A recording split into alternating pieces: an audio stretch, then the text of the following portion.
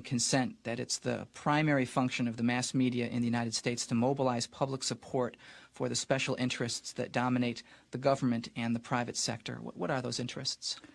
Well, if you want to understand the way any society works, ours or any other, the first place to look is who is in a position to make the decisions that determine the way the society functions. Societies differ, but in ours, the major decisions over what happens in the society, decisions over investment and production and distribution and so on, are in the hands of a relatively concentrated network of major corporations and conglomerates and investment firms and so on.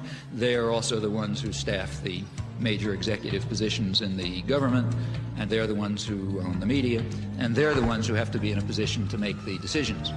They have an overwhelmingly dominant role in the way life happens, what's done in the society. Within the economic system, by law and in principle, they dominate. The control over resources and the need to satisfy their interests imposes very sharp constraints on the political system and the ideological system.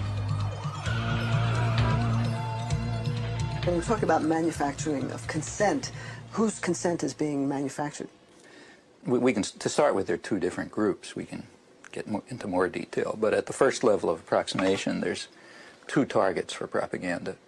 One is what's sometimes called the political class. There's maybe 20% of the population which is relatively educated, more or less articulate. They play some kind of role in decision-making. They're supposed to sort of participate in social life, either as managers or cultural managers, like, say, teachers and writers and so on. They're supposed to vote. They're supposed to play some role in the way economic and political and cultural life goes on. Now, their consent is crucial. It's one group that has to be deeply indoctrinated. Then there's maybe 80% of the population whose main function is to follow orders and not to think, and not to pay attention to anything. And they're the ones who usually pay the costs. All right. Professor Chomsky, Noam, you outlined a model with filters that propaganda is sent through and its way to the public. Can you briefly outline those? It's basically an institutional analysis of the major media, what we call a propaganda model. We're talking primarily about the national media, those media that sort of set a general agenda that others more or less adhere to the extent that they even pay much attention to national or international affairs. Now, the elite media are the sort of the agenda-setting media. That means the New York Times, the Washington Post, the major television channels, and so on. They set the general framework. Local media more or less adapt to their structure. World News.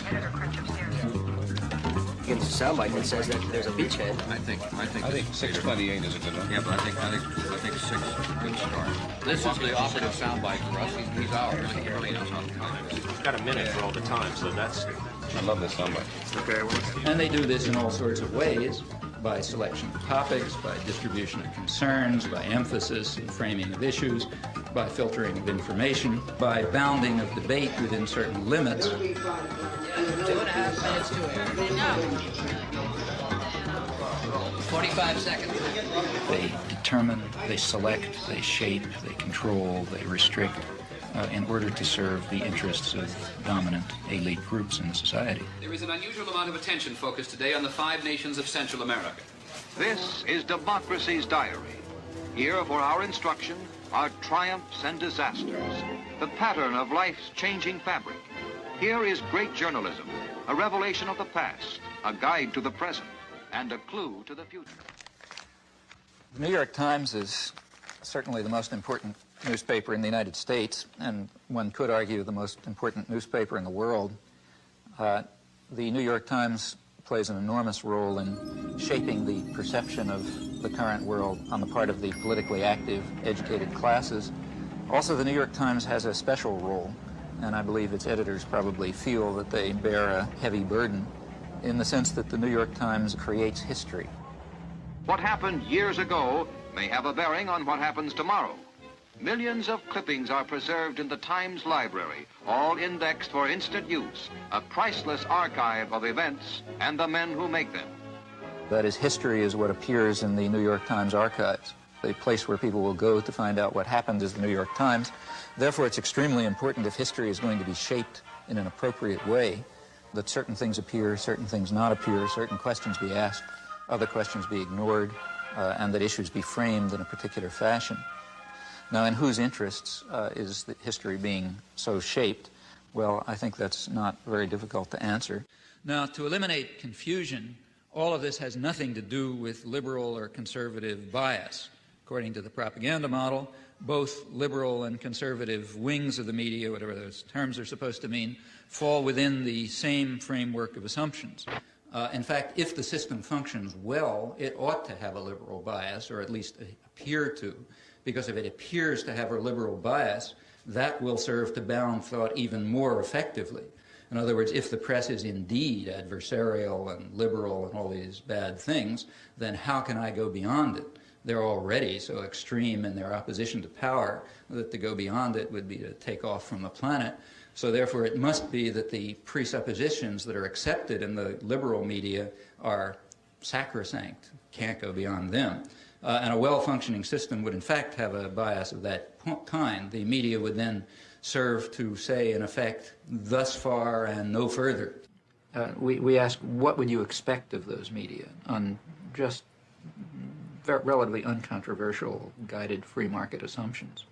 And when you look at them, you find a number of major factors entering into determining what their products are. These are what we call the filters. So one of them, for example, is ownership. Who owns them?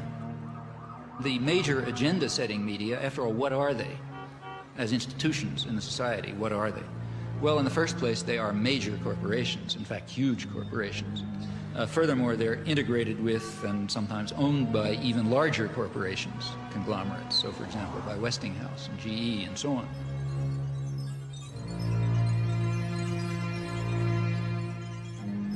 What I wanted to know was how specifically the elites control the media.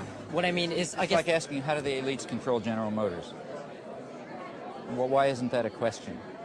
I mean, General Motors is an institution of the elites. They don't have to control it. They own it. So what we have in the first place is major corporations which are parts of even bigger conglomerates. Now, like any other corporation, they have a product which they sell to a market. The market is advertisers, that is, other businesses.